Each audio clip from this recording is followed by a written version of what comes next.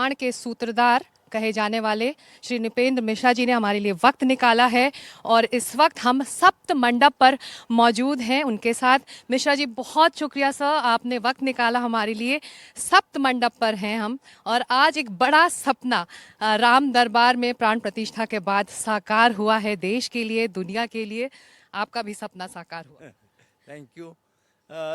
जी हाँ, आज एक प्रकार से संतोषजनक बात है और मैं शुरुआत इससे करना चाहूँगा कि जो मंदिर है, और मंदिर का मतलब जो भूतल है, जहाँ पहले रामलला की मूर्ति स्थापित हुई, प्राण प्रतिष्ठा हुई वर्ष 2024 में, हमारे देश के प्रधानमंत्री जी ने प्राण प्रतिष्ठा में अपनी उपस्थिति यहाँ पे की थी, तो भूतल का कार्य पूरा हो गया था। तो कुछ विवाद ऐसे खड़े कर दिए गए कि अभी तो मंदिर अधूरा है क्योंकि सिर्फ भूतल का कार्य हुआ है। उस समय भी मैंने स्पष्ट किया था और आपका कुछ समय लेकर के स्पष्ट करना चाहूँगा कि रामलला का मंदिर भूतल पर था, तो रामलला का मंदिर पूर्ण हो गया था। हम लोगों ने जैसी घोषणा की थी, कोई राजनीतिक उद्देश्य नहीं था और उसके अनुसार उसकी पूर्णता हो गई। उस समय भी हमें ज्ञान था कि इसका प्रथम तल बनेगा, दूसरा तल बनेगा, फिर इसका स्वर्ण शिखर बनेगा। तो वह सभी कार्य अब पूर्ण हो गया। आज अगर आप मंदिर में जाएं, और हम लोग चलेंगे अभी, तो आपको देखकर ये खुशी होगी कि लगभग 4,50,000 क्यूबिक फीट बंसी पहाड़पुर राजस्थान का यह जो रेड स्टोन होता है उसका इस्तेमाल किया गया और प्रथम तल पर राम दरबार की आज प्रतिष्ठा हो गई। द्वितीय तल भी पूर्ण है। अब तक के न्यास के निर्णय के अनुसार उस पर कोई मूर्ति नहीं स्थापित होनी है। उसमें ऐसे रेयर मैन्युस्क्रिप्ट्स जो रामायण के होंगे वह गर्भगृह में रखे जाएंगे और उसके बाद जो स्वर्ण शिखर है वो पूरा हो गया है, तो हम देख सकेंगे। और इसलिए आपका माध्यम चुन करके हम एक प्रकार से घोषणा कर रहे हैं कि मंदिर का निर्माण कार्य पूर्ण हो गया। मंदिर का निर्माण कार्य पूर्ण हुआ है। हम सप्त मंडप पर हैं सर, लेकिन यहाँ से अगर आप कुछ राम मंदिर के बारे में समझा सकें या दिखा सकें, हालांकि थोड़ी दूरी पर है राम मंदिर, लेकिन प्रथम तला जो आज एक तरह से वहाँ पर अब राम स्थापित हो गए हैं, प्राण प्रतिष्ठा उनकी हो गई है, राजा राम अब अयोध्या में हैं। जी, ये आपने अच्छा किया। हम थोड़ा सा कोशिश करेंगे, फिर वहाँ जाएंगे भी। लेकिन यदि आप देखें तो मंदिर के 5 मंडप हैं। ये 5 मंडप पे स्वर्ण शिखर बने हुए हैं।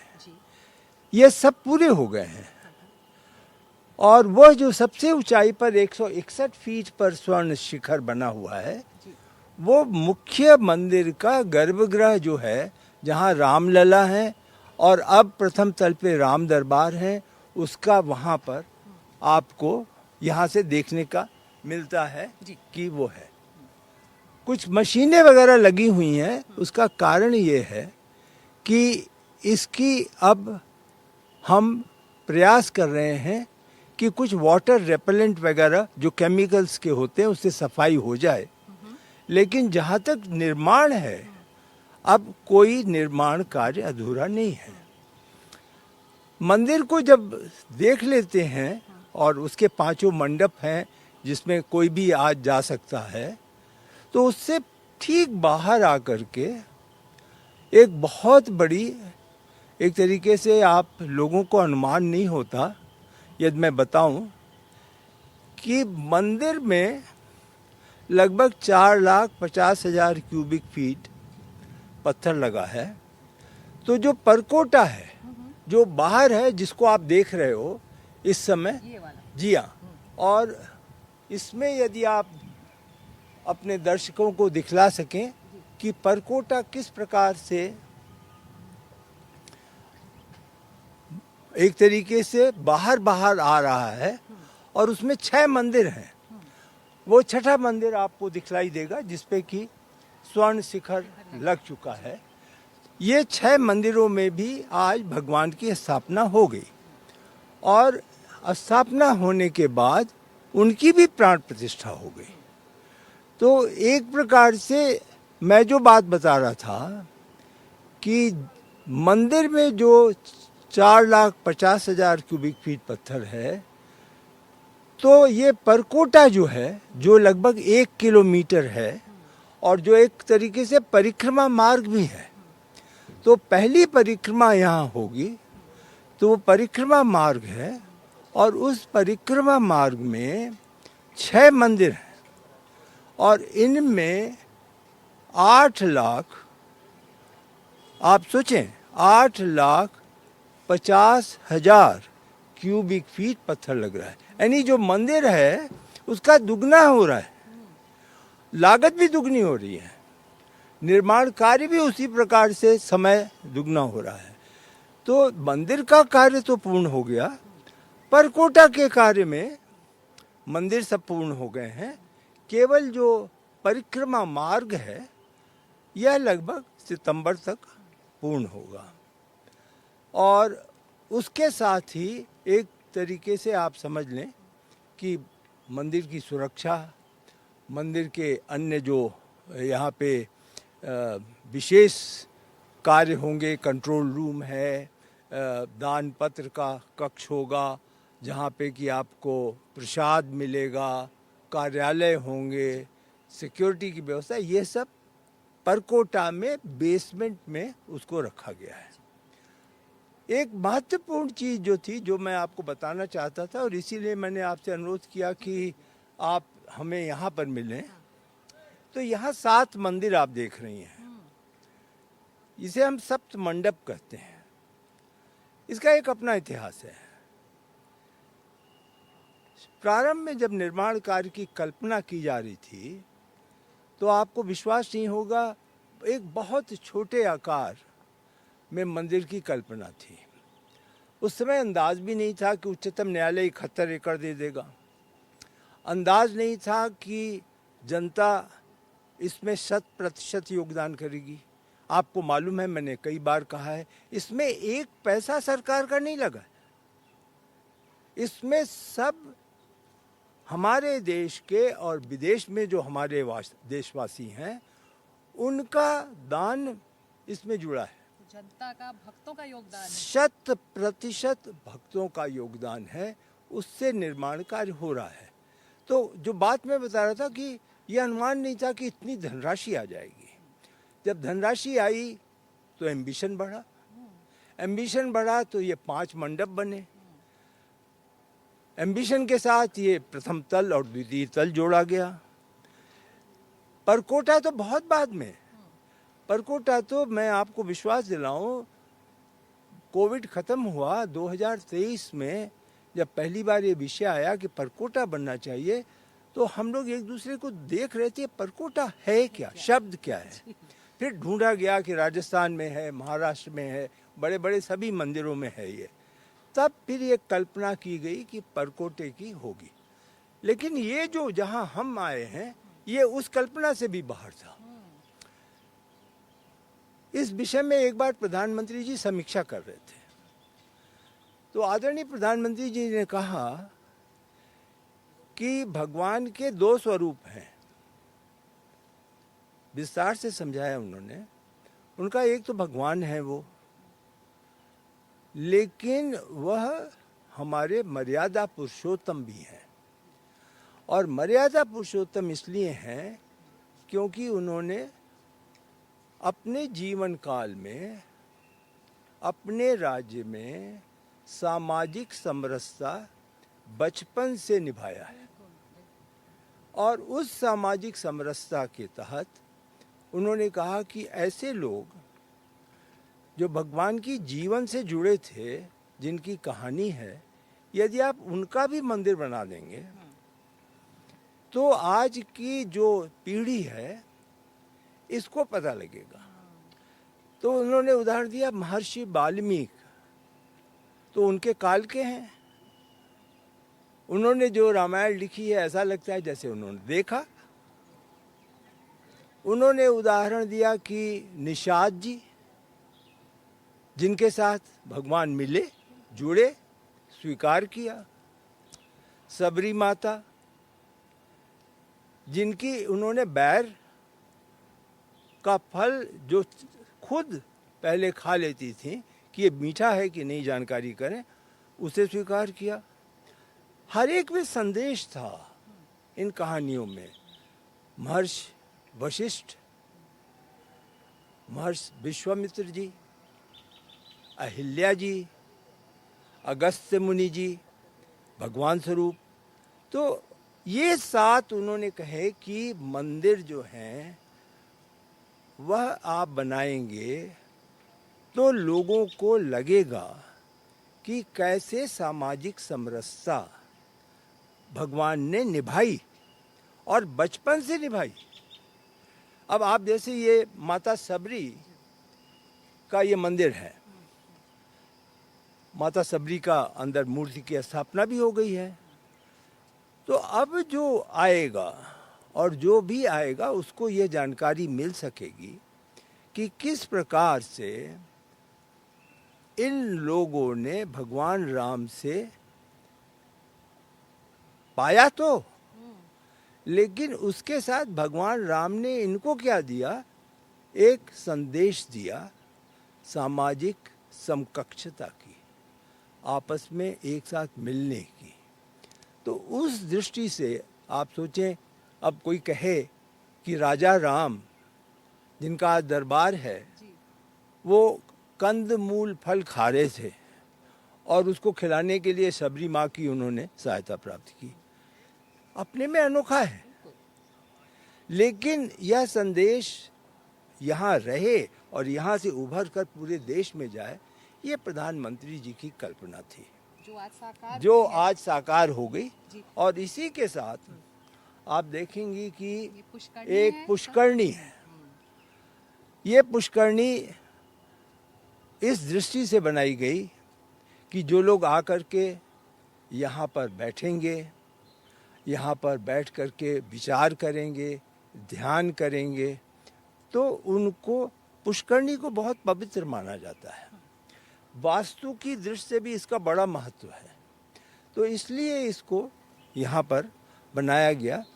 और बहुत सारी दक्षिण भारत के मंदिरों में होता है? जी हाँ, बहुत दक्षिण भारत में तो बहुत पर्टिकुलर हैं इसके लिए। और बड़ा टेक्निकल विषय आपका समय नहीं लूँगा, लेकिन इतना कहूँगा कि इसमें सुनिश्चित किया जाता है कि कोई भी पानी 4 घंटे से पुराना ना हो, मतलब रिसाइकिल होता रहता है। ये पानी जी हाँ। तो इसका प्लांट लगाया हुआ है और प्लांट लगा करके इसको किया है। तो मैं बहुत उत्सुक था कि एनडीटीवी के माध्यम से मैं इस सप्त मंदिर की बात कहूँ, क्योंकि समरसता का ये प्रतीक है जहाँ हम खड़े हैं सर। जी। और जो राम मंदिर में राम के जीवन से जो कोई भी जुड़ा, अब वो इस राम मंदिर परिसर के अंदर है। जी हाँ, बिल्कुल वही है। और इसको अंग्रेजी में बहुत लोग सोशल इंजीनियरिंग कहते हैं, लेकिन वो कैप्चर नहीं करता वो भावना।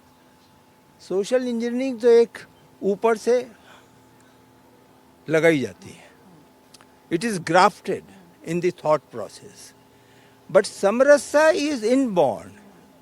तो जो भगवान का संदेश था, जिसको कि प्रधानमंत्री जी उजागर करना चाहते थे, वह एक शब्द समरसता से था जुड़ा हुआ। यहाँ आपसे 1 मिनट हम लेंगे। ये एक मंदिर बड़ा महत्वपूर्ण है जो अभी बन रहा है, परकोटा से बाहर है और ये मंदिर का है, जी हाँ, मंदिर का हिस्सा नहीं है। ये शेषावतार का मंदिर है। शेषावतार जो है वो लक्ष्मण जी भगवान का स्वरूप है, जिसमें उन्होंने नियंत्रित किया है नाग देवता को। तो यहाँ पे आप जाएंगी तो मूर्ति लग गई है, प्राण प्रतिष्ठा हो गई है, केवल इसका अभी स्वर्ण शिखर बनना बाकी रह गया है। तो ये शेषावतार मंदिर परकोटा से बाहर है। तो जहाँ सप्त मंदिर पूर्ण हो गया है, ये कार्य भी चल रहा है। तो ये भी सितंबर में खत्म हो जी जी जी, बिल्कुल बिल्कुल, निश्चित रूप से आप देखेंगी कि सितंबर में ये, अब ये आपको जैसे निषाद राज का ये मंदिर है जी। और इस मंदिर में भी अब प्रतिदिन पूजा अर्चना होती है और आरती होती है और सभी श्रद्धालुओं को हम चाहेंगे, आपके माध्यम से जानकारी कराना चाहेंगे कि अब वो आकर के इन मंदिरों को भी देख सकते हैं और राम जी के कार्यकाल या राम जी के काल में किस प्रकार से ये जो ऋषि मुनि थे उनको जोड़ा गया और किया गया, वो आपको एक तरीके से। इन मंदिरों के आर्किटेक्चर के बारे में जरा बताइए। मूर्तियां कहाँ से लाई गई, किन पत्थर से बनाई गई? और जो आपने पूछ लिया। पहले बहुत चर्चा थी कि इनका मूर्तियों का रंग कैसा हो, तो लोगों ने कहा कि रामलला तो श्याम वर्ण है, तो ऐसा क्यों ना करें, क्योंकि उनका तो पत्थर आया था, कृष्ण शिला कहते हैं, जो कि कर्नाटक से आया था। लेकिन इसके बारे में ये राय बनी कि हम इस पे कॉन्शियस ना हो कि इनका कलर क्या है, हम इस पर देखें कि किस प्रकार उनका जो स्वरूप है वह किस प्रकार श्रद्धालु को स्वीकार है। तो श्रद्धालु के दिमाग की बात को ध्यान में रख कर के फिर यह निर्णय लिया गया कि ये सब मकराना मार्बल के पत्थर होंगे, लेकिन इनका जो डिज़ाइन है टेम्पल का, ये टेम्पल के लिए कहा गया कि ये बिल्कुल उसी प्रकार का हो जो मंदिर का है, जो परकोटे का है, वैसा ही ये हो।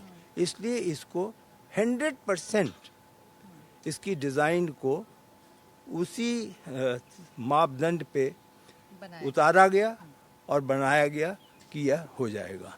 इनकी भी आज प्रतिष्ठा हुई है और इनकी भी आज पूजा हुई है और हम लोग इसमें भी प्रतिदिन अब पूजा अर्चना करेंगे। तो एनडीटीवी के दर्शकों को सर, ये पहला मौका एनडीटीवी के दर्शकों को मिल रहा है सप्त मंडप देखने का।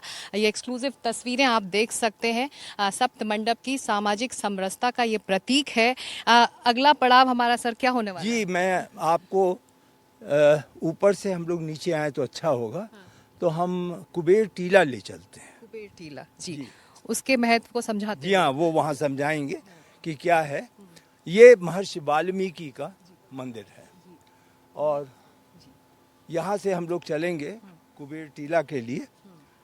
कुबेर टीला अयोध्या में एक सबसे ऊंचा, एक तरीके से पीक माना जाता है और दूसरा इसमें अलग अलग प्रकार की लोगों को विश्वास सा था। जब हम लोग यहाँ आए थे तो हम लोगों को ये कहा गया कि कुबेर टीला मत जाइएगा और उसका कारण ये बताया गया था कि वहाँ पे जंगली बहुत जानवर हैं और वो खतरे से खाली नहीं है, इसलिए उसको छोड़ दें। लेकिन ये बताया गया कि यहाँ पे सबसे पुराना शिव मंदिर है। तब हम लोगों की जिज्ञासा हुई कि अगर शिव मंदिर है तो हम इसको कैसे छोड़ देंगे, क्योंकि यहाँ तो पूजा होनी चाहिए और यहाँ जो श्रद्धालु हैं, जो दर्शक आएंगे, वह शायद वहाँ पे अर्चना करना चाहें। भगवान शंकर पे जल चढ़ाना चाहें। तो फिर धीरे धीरे हमने शुरुआत की। आज आप जब देखेंगी कि उस जंगल का स्वरूप क्या है तो आपको यह विश्वास हो जाएगा। ये लगभग मंदिर का एक छोर है, लास्ट पॉइंट है। और यहाँ एक ब्रिटिश कलेक्टर थे, मिस्टर एडवर्ड। तो मिस्टर एडवर्ड को बहुत एक उत्सुकता रहती थी कि ये भगवान राम के ज़माने की जो चीज़ें हैं उनको हम ढूंढ निकालें। और उसमें जहाँ वो ढूंढते थे तो एक अपना पत्थर डाल देते थे एडवर्ड, और उसमें लिख देते थे 1902 वो उनका कार्यकाल था। तो इसको भी उन्होंने ढूंढा, कुबेर टीला को। तो उनका नाम था, हाँ जी, पत्थर भी है। तो इसलिए फिर यह सोचा गया कि हम यहाँ से भगवान राम के राज्य को और उनके जन्म स्थान को पूर्ण करेंगे। और शिव जी, और वहाँ पर आप अभी जटायु जी को देखेंगी। तो वहाँ चलते हैं। तो कैमरा लेके आप इधर सर ये बताइए कि जब कुबेर टीला भी उसका निर्माण कार्य पूर्ण है, वो तैयार है पूरा? वो सबसे पहले तैयार हुआ। पर वो आम श्रद्धालुओं के लिए खुलेगा जब पूरा मंदिर खुलेगा, जो बाकी क्या आज भी है, ऐसा है। इसीलिए मैंने ये अवसर आपका जो है वो प्राप्त किया कि लोग बस दर्शन करके चले जाते हैं। किसी को ये अंदाज नहीं है कि ये सब चीज़ें भी हैं। तो मैं आपके एक तरीके से आपके माध्यम से मैं अपने लिए सहायता प्राप्त कर रहा हूँ कि श्रद्धालुओं को, दर्शकों को हम बताएं कि यहाँ पर भगवान के दर्शन और उनका आशीर्वाद तो प्राप्त कर ही लें, लेकिन उसके साथ जो उनकी जुड़ी हुई चीज़ें हैं। अब आप जानते हैं जटायु का तो बहुत बड़ा उसकी कहानी है, तो वह बनाया गया और यहाँ स्थापित किया गया। यहाँ क्यों स्थापित किया गया आप ये पूछेंगी।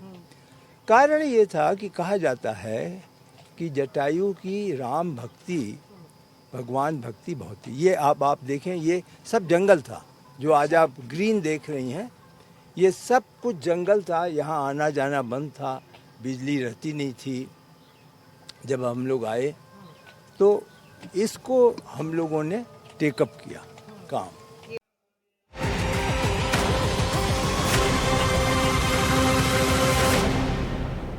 पूरा वही निर्माण है। तो वो भी खत्म हो जाएगा दिसंबर नहीं, वो मार्च 2026 तक जाएगा।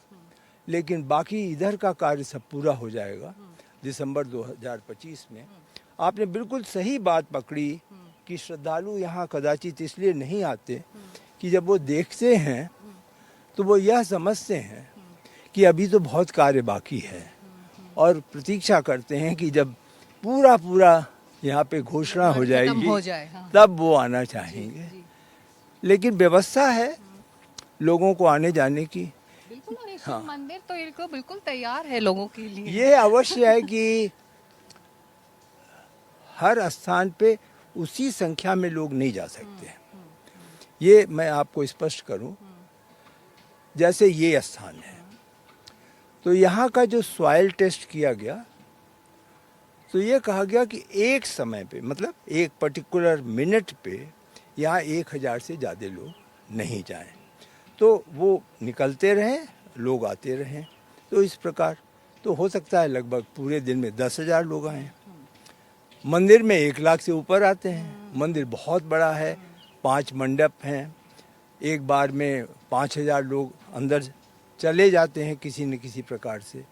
तो वो है ऐसा, थोड़ा सा हमें व्यवस्था करनी होगी। प्रथम तल पे भी मैंने न्यास को अनुरोध किया है, यदि वो निर्णय तो न्यास लेंगे, न्यास के जनरल सेक्रेटरी। लेकिन प्रथम तल पे हम बिना नियंत्रण के नहीं भेज सकते। वहाँ फ्री पास बनेगा, लोग अपना पास बनाएंगे जैसे आरती के लिए बनाते हैं। और जो संख्या तय होगी, कंस्ट्रक्शन की लिमिट, लोड फैक्टर को ध्यान रख के जो हमारी सेंट्रल बिल्डिंग रिसर्च इंस्टीट्यूट है, तो उसने जो रुड़की में है, उसने संस्तुति की है कि आप कितने लोगों की सीमा अंदर करें। और ऐसे भी जो नीचे प्लिंथ एरिया है वो 5 मंडप हैं, प्रथम तल पे 3 मंडप हैं, द्वितीय तल पे 2 मंडप हैं, तो वो टेपर कर रहा है। तो जो लोगों को अगर खड़ा करके क्षेत्रफल लिया जाए तो संख्या कम होगी। तो उस सबको ध्यान में रखकर, लेकिन व्यवस्था दर्शन की सभी के लिए है, कोई फीस नहीं है, कहीं पर पास की व्यवस्था है, कहीं बिल्कुल फ्री एंट्री की व्यवस्था है। तो आप कह रहे हैं कि जो सीमित संख्या है फर्स्ट फ्लोर के लिए, ये हमेशा के लिए रहेगी या अभी के लिए रहेगी, जब अभी तुरंत जब नहीं, ट्रस्ट ये खोलता तो है? मैं समझता हूँ, जो मेरी समझ है, ये हमेशा के लिए रहेगा, क्योंकि हम किसी भी परिस्थिति में उस एरिया में 2 लाख लोग नहीं ले जा सकते। आप सोचें, जब कुंभ हुआ था तो लोग 4 लाख लोग दर्शन कर रहे थे और हो गया। 4 लाख बहुत संख्या होती है, हाँ। तो उसको ध्यान में रख करके हम प्रथम तल पे तो नहीं जा सकता। तो मैं समझता हूँ संख्या तो कम होगी, और कम होने का एक ही आधार होगा, फर्स्ट कम फर्स्ट सर्व, और यथासंभव ऑनलाइन आप पास अपना बना लें जहाँ हैं, और पास लेकर के आएँ तो एंटर करें। अगला पड़ाव हमारा सर? जी, अब हम लोग जो है चलेंगे यहाँ से, और मैं सोचता हूँ कि आपको, अगर प्रथम तल हमें देखने को मिले। जी जी जी जी जी, मैं यही सोच रहा हूँ कि आपको हम मुख्य मंदिर के प्रांगण में ले जाते हैं और वहाँ से समझाने की कोशिश करेंगे कि ये मंदिर किस प्रकार से कैसे कंप्लीट हुआ है। हम उन निर्माण कार्यों को आपको नहीं आज दिखला रहे हैं, रास्ते में कुछ दिखला सकेंगे जो यात्री सुविधा से संबंधित हैं। जैसे यात्री आता है तो उसकी फ्रिस्किंग होती है, फिर वो अपना सामान जमा करता है, तो एक बहुत बड़ा पिलग्रिमेज फैसिलिटेशन सेंटर बिल्डिंग बनी है, तो वो उस तरफ है। तो हम मंदिर तक जा कर के इसको, बहुत अच्छा होगा हमारे लिए और हमारे दर्शकों के लिए, हम वहाँ चलते हैं। तो क्योंकि हम लोग बात राम दरबार की कर रहे हैं, तो जो तस्वीरें आई हैं, अत्यंत सुंदर तस्वीरें हैं फर्स्ट फ्लोर की, और राम दरबार की बेहद खूबसूरत तस्वीरें कल से आज तक में हम लोगों को देखने को मिली है। उसके बारे में बताइए, उसका आर्किटेक्चर, उन मूर्तियों के बारे में कितनी मेहनत लगी है, कितना सोच इसमें गई है और कितना वक्त लगा ये सब तैयार करने में? वर्ष 2020 में ये ट्रस्ट गृह मंत्रालय ने उच्चतम न्यायालय के आदेश से बनाया था। मुझे स्मरण है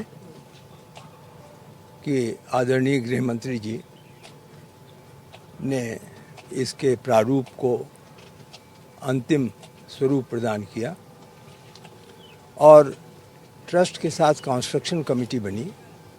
कंस्ट्रक्शन कमेटी का चेयरमैन, जैसा कि उच्चतम न्यायालय ने निर्णय लिया था, वह हम लोग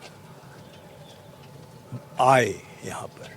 कंस्ट्रक्शन कमेटी उजागर हुई होते ही कोविड हो गया। तो मंदिर के प्रांगण में चलेंगे, तो 4-5 महीने तो उसमें इंतज़ार करना पड़ा, लेकिन फिर ये हुआ कि अब कितना इंतज़ार किया जाए। तो प्रारंभ में हम लोगों ने तय किया कि हम लोग कार से जाएंगे, अभी हवाई जहाज़ में नहीं जाएंगे। तो शुरू की ट्रिप्स कार से हुई, 8-9 घंटे लगता था। फिर क्योंकि महीने में 2 बार तो आना आवश्यक है, यानी तब से अब तक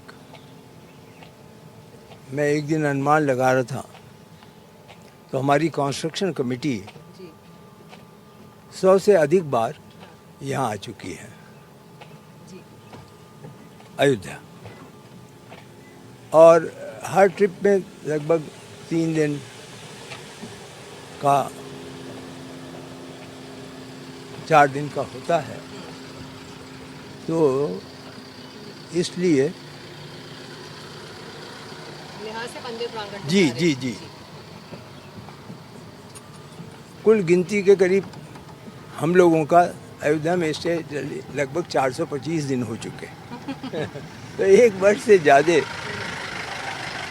सही मायनों आप ही सूत्रधार रहे हैं इस निर्माण कार्य के, और आपकी मेहनत का ही नतीजा है कि ये सपना साकार हुआ है राम मंदिर परिसर का। आप कह रहे हैं कि साल के आखिर तक या सितंबर तक ये पूर्ण हो जाएगा। बिल्कुल। और आप विश्वास माने, इसमें किसी एक व्यक्ति का योगदान नहीं है। यदि कभी आपको या आपके चैनल को बताने का मौका मिलेगा तो मैं ऐसे उदाहरण बता सकूंगा कि प्रतिदिन जो गंभीर समस्याएं, engineering detail, construction detail, supply details, material management, ये सब है, उसका अपने आप सलूशन निकल जाता है। अब आप जो यहाँ पर चल रहे हैं, तो ये तो एक सामूहिक सुविधा केंद्र है जो बाईं तरफ है, और दाईं तरफ ये बाहर से परकोटा की रिटेंशन वॉल है, और अंदर परकोटा आप देखें तो 90% बन चुका है। तो ये जो दीवार है सर, ये बदलेगी इसमें अभी कुछ होगा? नहीं, ये प्लेन, ये दीवार में प्लेन स्टोन क्लैड कर दिया जाएगा। अच्छा। हाँ, ये वेस्टर्न साइड है, और इसको यह उचित समझा गया कि यहाँ पर किसी प्रकार का, क्योंकि मूवमेंट जो है श्रद्धालुओं का रहेगा, हाँ डिसरप्ट ना हो, तो यहाँ वो नहीं उस प्रकार का किया जा सकता है। ये कौन सा मंदिर है सर? ये परकोटा का है। वो जो 6 मंदिर की मैंने आपको विवरण दिया था, उस 6 मंदिर में उन 6 मंदिर में से एक ही है। एक ये भी है। तो परकोटा का दायरा कितना है? वो 1.3 किलोमीटर है। तो एक पूरी परिक्रमा जी, पूरी परिक्रमा 1.3 तो जब श्रद्धालु आए तो परिक्रमा करना चाहें तो उसका एक जी, वो तो होगा ही, और बड़ा अच्छा परिक्रमा का स्वरूप है। इसमें ऐसा है कि ये कवर्ड है, अंदर जो है एक आपको बताएं, ये जो नीचे है ये बेसमेंट है, और उसके ऊपर फर्स्ट फ्लोर है जहाँ से श्रद्धालु परिक्रमा करेंगे। अच्छा। और एक परिक्रमा की हाइट ऊपर है। जी ऊपर वाली है, और इसमें एक बहुत अच्छी व्यवस्था यह है कि एक तरफ से तो उन्हें ब्रॉन्ज के म्यूरल्स दिखाई देंगे जो कि बन रहे हैं, कुल मिला के 80 म्यूरल होंगे, और दूसरी तरफ वो खुला है जो मंदिर का दर्शन लगातार होगा। तो इस प्रकार से आप समझें कि ये व्यवस्था है। ये आप परकोटा का ही वॉल है। यहाँ हम इसलिए जा पा रहे हैं अभी क्योंकि ये अभी जोड़ा नहीं गया है। यहाँ से सामान लॉजिस्टिक के लिए अभी ये रैंप खोला गया है, इसलिए इसको नहीं जोड़ने के कारण जो है बाएं ये हम आ गए हैं मुख्य राम जी, ये मंदिर मुख्य राम मंदिर पे आप आ गए हैं, और परकोटा के अब आप अंदर हैं।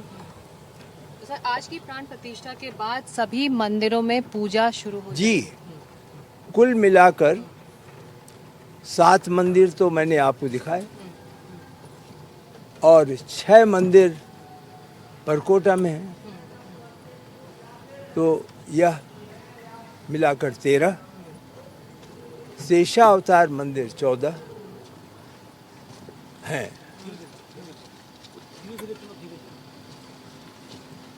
तो शेषावतार मंदिर जैसा कि आपने बताया था परकोटा से बाहर है। जी, आप जहां अब पहुंच रहे हैं, जी, जी। ये ईस्टर्न एंट्रेंस है मंदिर का, और ईस्टर्न एंट्रेंस से ही आम जनता आती है। तो आप देख रही हैं श्रद्धालु जो आ रहे हैं वो अपना फ्रिस्किंग वगैरह होने के बाद ये अंदर आ रहे हैं और अब ये भगवान के दर्शन के लिए पहुंच जाएंगे।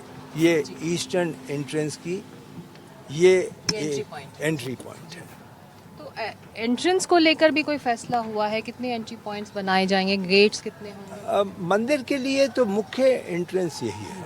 अच्छा, और परिसर में आने के लिए थोड़ा सा वीआईपी है। परिसर में आने के लिए 4 गेट बने हुए हैं आने जाने को मिला करके।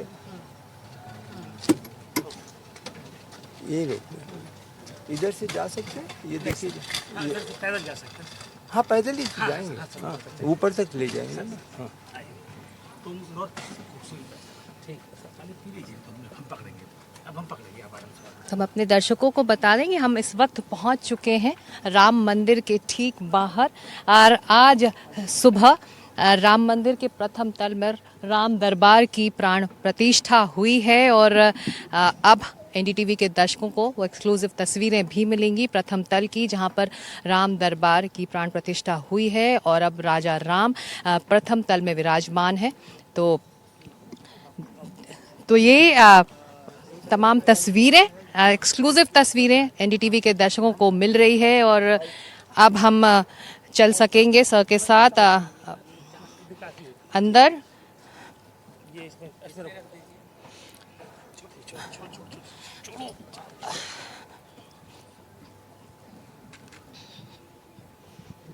जी कहाँ से खोल सकते हैं दुबे जी?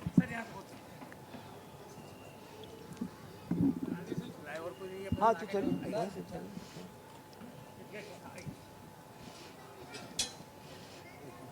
जी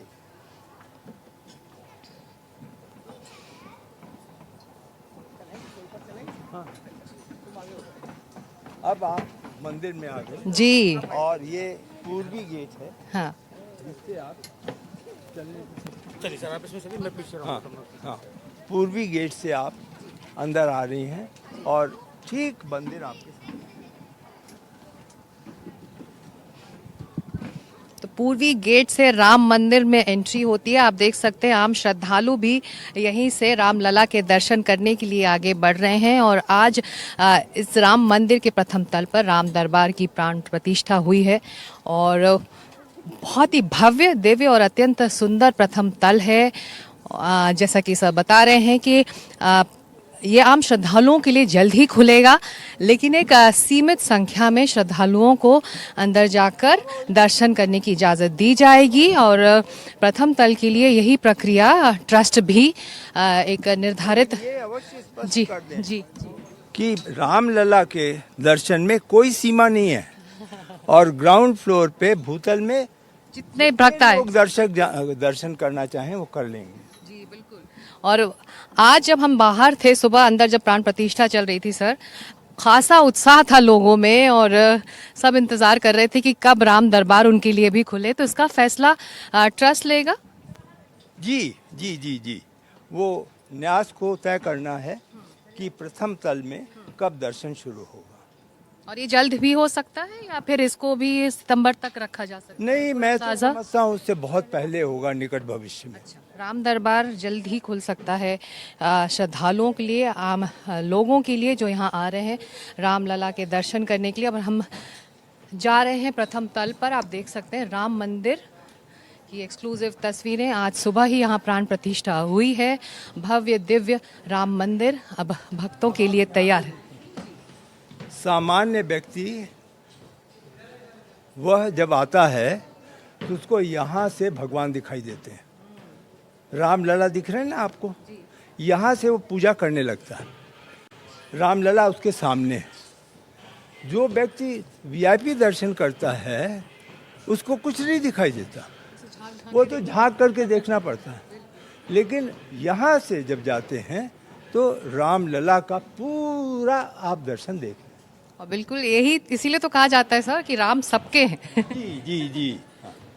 जो अपने राम की परिभाषा है वह बिल्कुल आपने सही कहा कि वह इस प्रकार से राम सबके हैं और राम का दरबार सबके लिए खुला हुआ है और यही मंदिर उसका प्रतीक भी है। जिस तरह से इस मंदिर को तैयार किया गया है, इसका आर्किटेक्चर तैयार किया गया है, राम हर किसी तक पहुंचे, कहीं कोई बाधा यहाँ पे नहीं।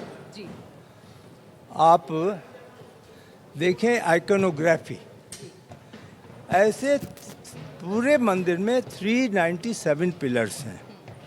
इन पिलर पे हर एक में 25 से 30 मूर्तियां हैं।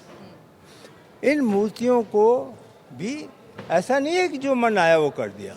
नागर शैली में किस दिशा में कौन से पिलर में किस प्रकार की मूर्ति होगी, उसका यहाँ पर आपको एक तरीके से डिस्प्ले। सर, ये जो कलर इसमें बदलाव आ रहा है, ये क्या ह्यूमन टच से आ रहा है? बहुत ज़्यादा यह बड़ी चुनौती हम लोग के सामने आ गई है। इन मंदिरों को भी लोग हाथ से टच करके प्रणाम करते हैं। कुछ लोग तो आगे चल के टीका भी लगा रहे हैं।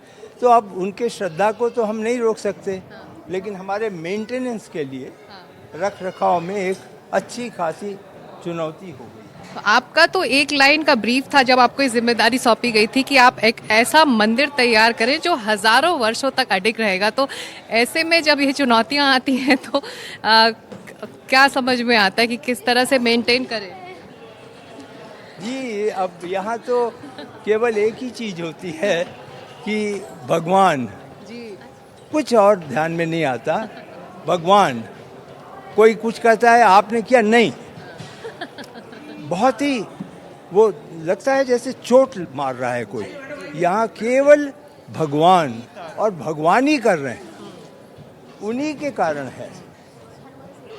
मैं आपको यहाँ से प्रथम तल ले जा रहा हूँ। जी चल।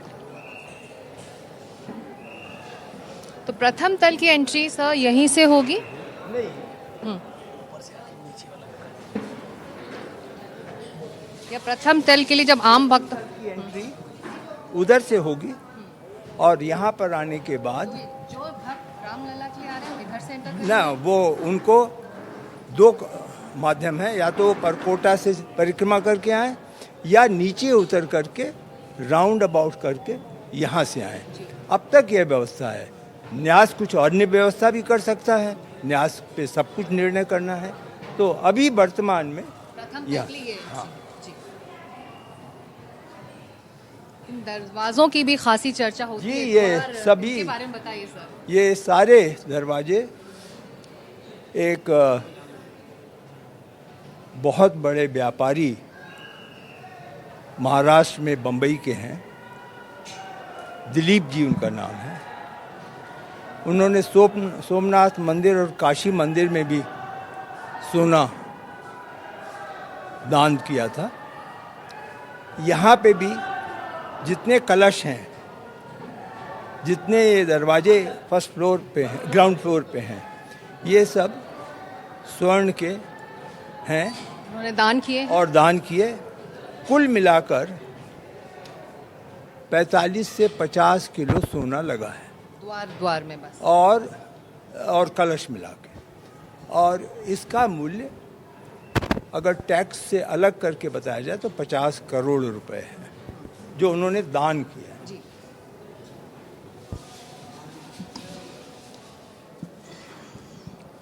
अब हम प्रवेश कर रहे हैं राम दरबार में सर, जी, अब जिसकी आप प्राण प्रतिष्ठा आज हुई और आपके जरिए हमारे दर्शक भी ये अत्यंत सुंदर तस्वीर राम दरबार की देख पाएंगे। जी, ये प्रथम तल पे हम लोग जा रहे हैं। आपने भूतल पे रामलला को अपनी श्रद्धा व्यक्त की, जी। प्रणाम किया, और अब हम लोग प्रथम तल पे पहुंचेंगे और यहाँ पर राम दरबार जिसकी कल्पना की गई थी जी। कि उसकी पूर्णता होनी चाहिए, क्योंकि एक बड़ा भारी प्रश्न उठाया जा रहा था, वो आपको भी बहुत भावुक करेगा। बहुत बड़ी संख्या में लोग पूछते थे कि सीता जी क्यों नहीं है। हमारा उत्तर ये होता था कि रामलला के साथ सीता जी कहाँ हो सकती है। लेकिन जब भगवान आएंगे तो सीता जी भी आएंगी, तो इसलिए तो राजा राम आए हैं तो रानी सीता भी या- आ गई। तो अब आप देखेंगी कि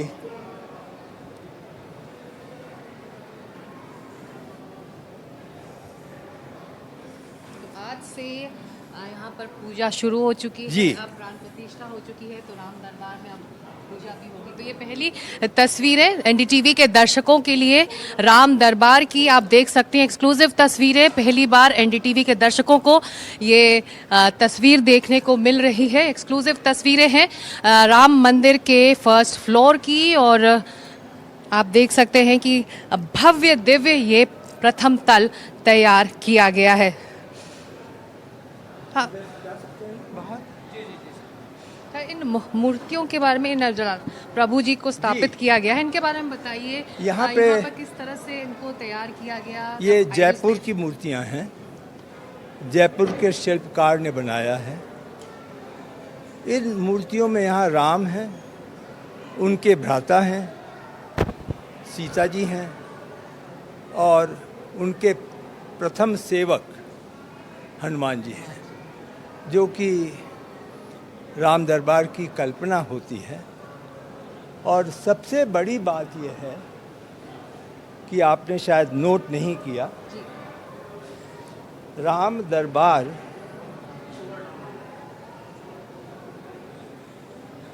वो ये है, राम राज बैठे त्रैलोका, हर्षित भय गए सब शोका। सारे शोक खत्म। ऐसे राम थे जो अपना दरबार इस त्रैलोक में उन्होंने स्थापित किया। सारे दुख दर्द खत्म जब यहाँ। दूसरी तरफ है दैहिक दैविक भौतिक सापा, राम राज्य कबहू नहीं व्यापा। मतलब कि कोई इस प्रकार का कष्ट किसी को नहीं हो सकता, गरीब अमीर कुछ, दैहिक दैविक भौतिक तापा कष्ट नहीं हो सकता, न दैहिक न दैविक न भौतिक। और राम राज्य कबहू कभी नहीं व्यापा। तो ये हैं हमारे राम, जो अब स्थापित है यहाँ इस मंदिर में, भव्य दिव्य मंदिर में। सर, ग्राउंड फ्लोर में राम लला हैं, तो फर्स्ट फ्लोर में राम दरबार है, तो दोनों की आर्किटेक्चर में सिमिलैरिटी बिल्कुल एक जैसी है, सब कुछ सिमिलरिटी है। केवल वहाँ 5 मंडप हैं, यहाँ 3 मंडप हैं, और इसके ऊपर 2 मंडप हैं। तो वह अंतर तो है, लेकिन बाकी कोई नहीं है। भैया इसको खुलवा देना। तो आपने ये भी बताया कि जो दूसरा तल है, जो सेकंड फ्लोर है, उस पर कुछ मंदिर नहीं बनेगा, लेकिन रेयरेस्ट मैन्युस्क्रिप्ट्स रखी जाएंगी। रखी जाएंगी जो भगवान से संबंधित होंगी, और वह जिसका एक अंतर्राष्ट्रीय स्वरूप होगा। तो वहाँ पर आम भक्तों को जाने की इजाज़त होगी जब वो तैयार होगा? सही बात यह है कि द्वितीय तल पे बहुत ही सीमित लोग जा सकेंगे, क्योंकि वहाँ पर रेयरेस्ट ऑफ रेयर चीज़ें रखी जाएंगी। जी हाँ, क्योंकि वो रेयरेस्ट है, और वहाँ इस प्रकार की पूजा तो है नहीं, तो इसलिए कुछ न्यास यदि कार्यक्रम करे, यज्ञ करे, तो उसे जो है हम वहाँ करवाएंगे। न्यास ने अभी रूपरेखा तय नहीं की है कि क्या होगा, लेकिन उनकी जो विचारधारा मुझे न्यास की बैठकों में सुनने को मिली, वह इस प्रकार की थी। तो आप कह रहे हैं कि मंदिर का जो है विस्तार परिसर के अंदर हो चुका है, और इसके आगे अभी कोई योजना नहीं है? आप नहीं, कह ये रहे हैं बिल्कुल निर्माण पूरा हो चुका। आपने स्वयं देखा कि सारे निर्माण, पत्थर, नकाशी सब कुछ पूरा हो गया है। और बाकी सब पब्लिक यूटिलिटी वाली चीज़ें अब उसका क्या उसको वो बनेगी। सभी कुछ तो बन चुकी हैं पब्लिक यूटिलिटी की। और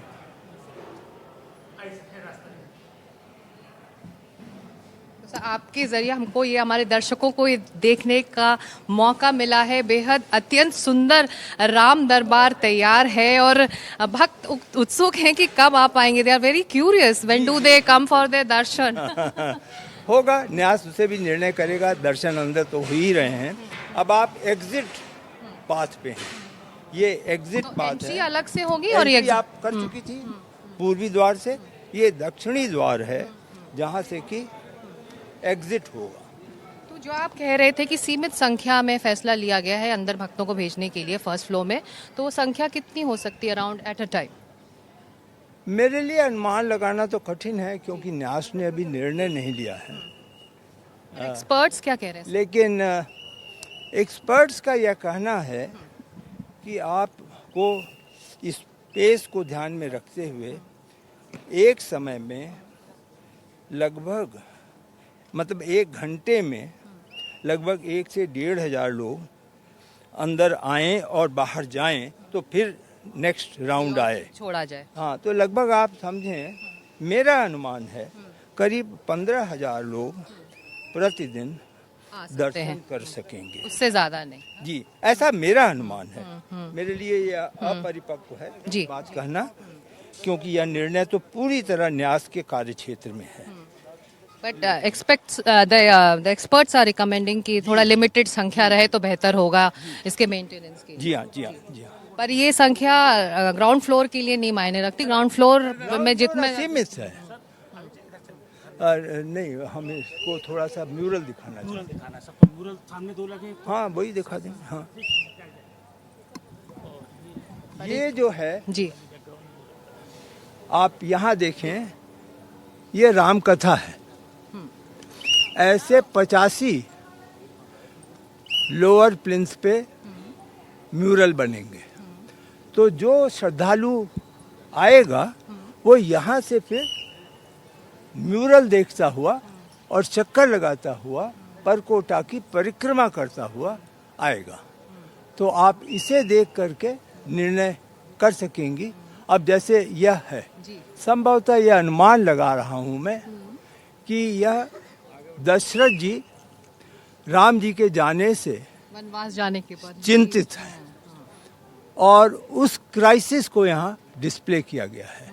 तो राम के जन्म से लेकर के और पूरे भगवान लौट के आते हैं और उनका वापस उत्सव मनाया जाता है अयोध्या में, यह कहानी इसमें बताई जाएगी। तो ऐसे 85 म्यूरल हैं जिसकी कुल लंबाई 785 फीट है। तो राम के जीवन के जी, दर्शन यहाँ जी हाँ। करने को मिलेंगे। राम कथा पूरी यहाँ पर होगी। तो मैंने आपको एक मंदिर एट ए ग्लांस बिल्कुल बता दिया। ये उत्सुकता हमारे दर्शकों के मन में थी, हमारे भक्तों के मन में थी, मेरे मन में थी और इस विजिट के जरिए सर हम लोगों को ये देखने का मौका मिला कि राम दरबार जो है कितना भव्य है। रामलला का जो मंदिर है वो आम भक्तों के लिए खुला हुआ है, लेकिन राम दरबार जल्द ही आम भक्तों के लिए खोल दिया जाएगा और भव्य और दिव्य दर्शन राजा राम के भी हो सकते हैं। परकोटा है, ये आप जो देख रही हैं, ये परकोटा जाएगा और ये परकोटा यूं चक्कर लगाता हुआ पूरा, ये 1 किलोमीटर का परकोटा है जिसमें 6 मंदिर हैं। तो वो जब परकोटा पूरा हो जाएगा तब उसकी व्यवस्था होगी। तो एक आप कह रहे हैं कि सितंबर तक ये परकोटा भी इसका निर्माण पूर्ण हो जाएगा, मंदिर का निर्माण पूर्ण हो जाएगा। हालांकि बाकी चीजें अगले दिसंबर तक 2026 तक सारे पूर्ण करने की आपकी डेडलाइन है। दिसंबर 2025 तक 90% सभी निर्माण हो चुकेंगे। केवल 2 निर्माण, ऑडिटोरियम और म्यूजियम, वो 2025 के बाद जाएंगे।